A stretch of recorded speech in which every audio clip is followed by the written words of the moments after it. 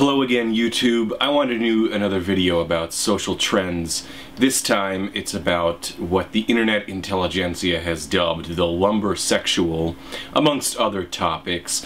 A little while ago I did a video about the fedora and hats as a social trend, and just as a bit of an update to that video, I was watching a documentary called The West, and if you recall in my video about fedoras, I was, wondering about how certain trends catch on and die off.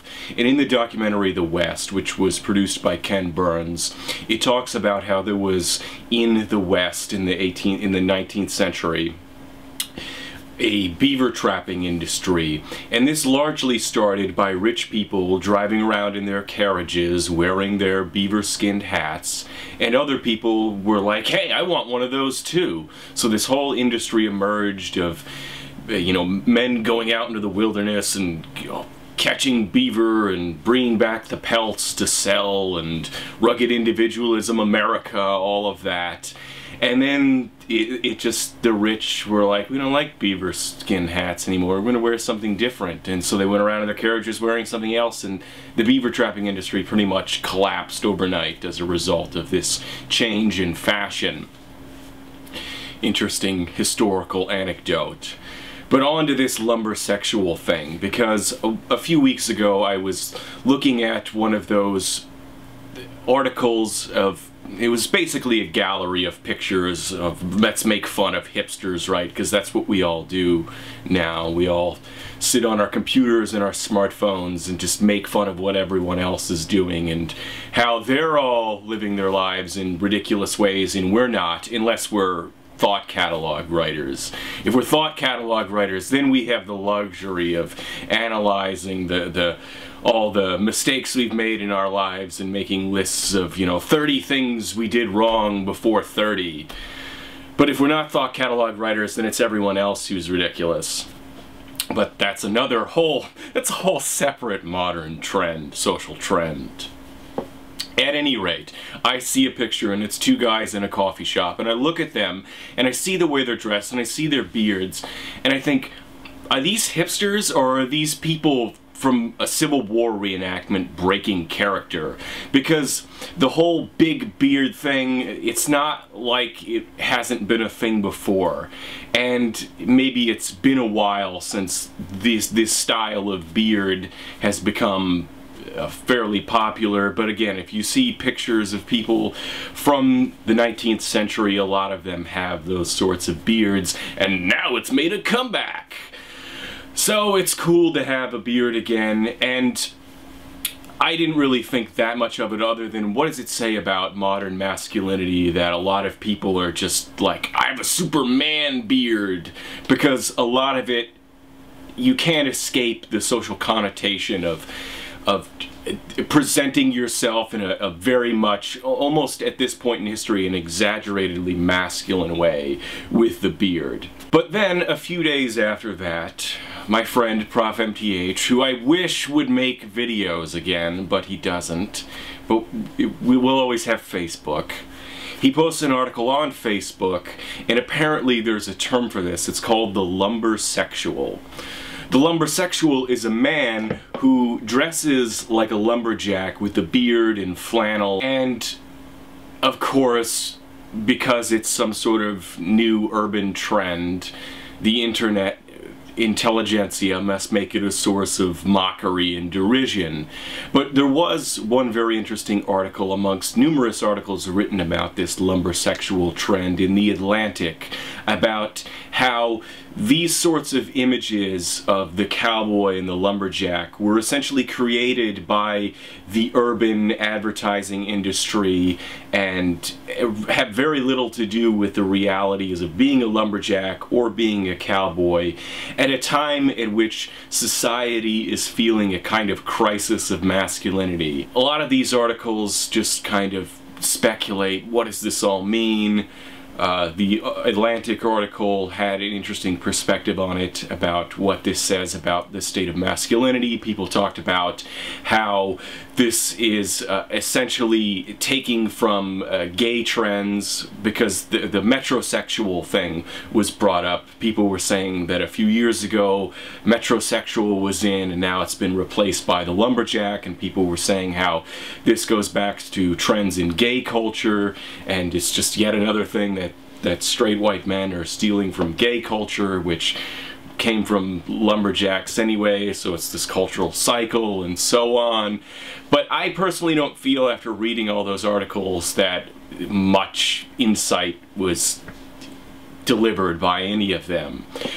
I personally find it amusing because I am continuously baffled by the seeming, what seems to be, and I don't necessarily trust a lot of the so-called trend, you know, when the media picks up on a so-called trend, I wonder how prevalent it is in actual reality, because they can misrepresent things like that very easily. So I don't know how many of these lumbersexual people actually exist, if they really exist, what's really on their mind, because I don't think I've ever really met any personally. The people that I know with beards are not what I would describe as lumbersexuals.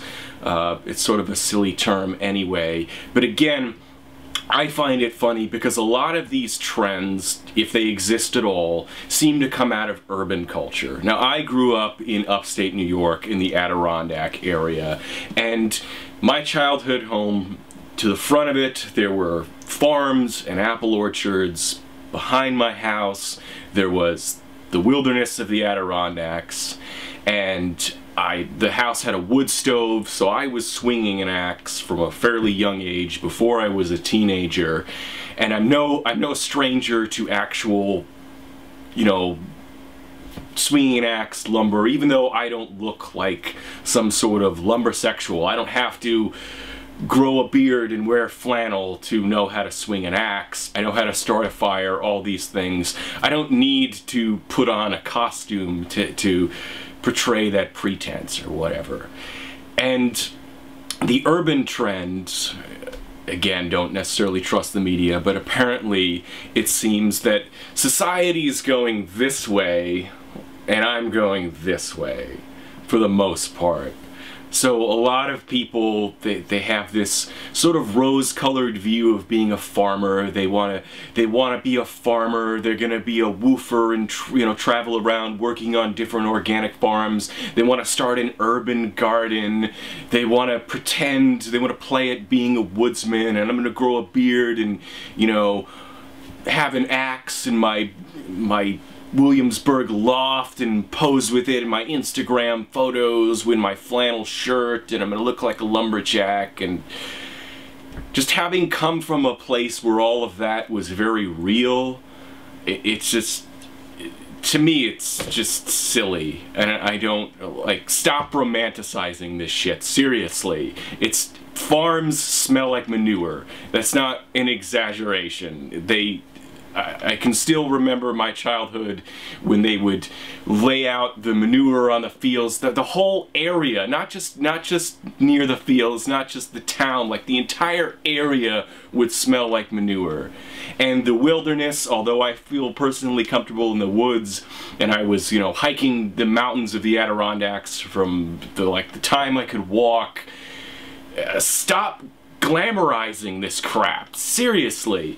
Again, to reference the Atlantic article, he talked about how at the turn of the previous century there was this idea that men are losing their manliness working in the city in these, you know, effete intellectual jobs that are more brain work than physical work, and they should, you know, get back to nature and explore rugged manliness. And it's, if you've actually have experienced that, it's bullshit. Like, this is just an image that is being sold to you by advertising and by very idealistic and rose-colored views of the great outdoors. I think that what makes these lumbersexuals such a source of ridicule and derision is that they're attempting to craft an authentic image in a highly calculated way, and it's very far off the mark from the reality of rural America, country America. I was thinking the other day that the divide between rural and urban in America reminds me of The Time Traveler by H.G. Wells. In that story, you have a man from Victorian England go into the far future, and he discovers that the rich have evolved into one species and the poor have evolved into another species, and the species that evolve from the poor eat the species that have evolved from the rich. And you could make a parody or a spin on that with the sort of difference in culture and mentality between urban and rural in America. Of course you would have to exaggerate, but it's, you know, I'm talking about doing some sort of parody, right?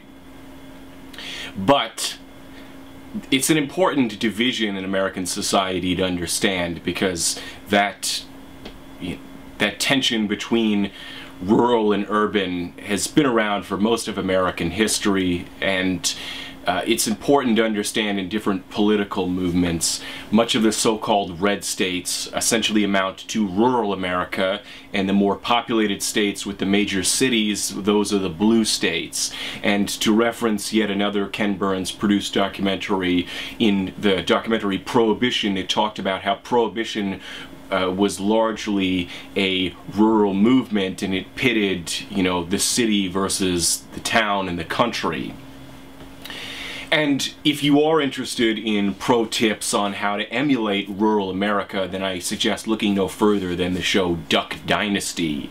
Because as you probably all have seen, prior to the show, the stars of the show were basically all clean-shaven yuppie scum. And then as the ink was drying on their new television contracts, they must have thought to themselves, gee, we really need to look more like our potential customers and the sort of people who shop at Walmart, so we're going to grow some beards, buy some camo and some pickup trucks, and present ourselves like we're good old boys. And thus they did. But I really don't think that these urbanite, lumberjack, lumbersexual people wearing flannel really want anything to do with that, which is part of what makes the lumbersexual trend so conspicuously inauthentic, is that these people in reality are like, wow, you know, yeah, I mean, I care a lot about environmentalism and stuff, and I'm very concerned about like global warming and like the state of the environment. So I try to be very in touch with nature. You know, I take my vacations, you know, my last vacation from work, I went up to the Adirondacks, I did some hiking, I took a class on woodworking, I went to this great place that had craft beer, you know, but I'm not like, I'm outdoorsy, and I'm, you know, I kind of like the whole country thing, but I'm not like those people in like, I'm not like those Duck Dynasty people, okay? Those, you know, I'm a liberal vegan. I don't believe in guns or hunting, killing animals. No, that's not me. You know, I'm into the environment and stuff. I love the environment and all of that, you know, outdoors, nature. I'm a very spiritual person. Nature's such a spiritual place. But, you know, it's not about being like some sort of redneck, you know, I don't own a pickup truck. I'm, you know, I live in the city, and you know, I like my lattes and my craft beers and, you know, my tattoos and stuff. You know, I'm not like that, okay? That's what I imagine that these sorts of lumbersexual hipster people basically are like. They're these urban liberals who want to play at being country, but they're so far out of touch with the reality of modern rural America and the seething discontent and you know, distrust and dislike of people like the bearded lumbersexual hipsters that seethes within modern rural America, that they don't really, it's just the lumbersexual type people are kind of clueless. So that's my rambling thoughts on Lumbersexuals and whatever other topics I touched on. Give me your thoughts in the comments section. It'd be interesting to hear what you all have to say. And just as a side note, I get comments sometimes on my Cletus Van Damme people because people get upset with me that I'm perpetuating Southern stereotypes with giving Cletus Van Damme a Southern accent. But the reality is that rednecks are in every part of America. And as far as the Southern accent goes, the upstate New York. let me give you my upstate New York accent impression. Yeah, everybody, go out to Cherosco, buddy, to red, get the rat, got my four-wheeler, got some deer, yeah. The bear got a 4-pot buck by, yeah. Yeah, everybody. That's upstate New York. The Cletus Van Damme has a Southern accent because would you care to show me a televangelist who doesn't have a Southern accent? There might be one or two, but the vast majority of them do, so it fits the character. Stop complaining, alright? It's a made-up character, okay? And if I attempted to do like a North Country accent, I don't think most people would even understand it. They'd be like, what was that? What the hell's this accent supposed to be? Upstate New York? I don't get it. Have a nice whatever time it is.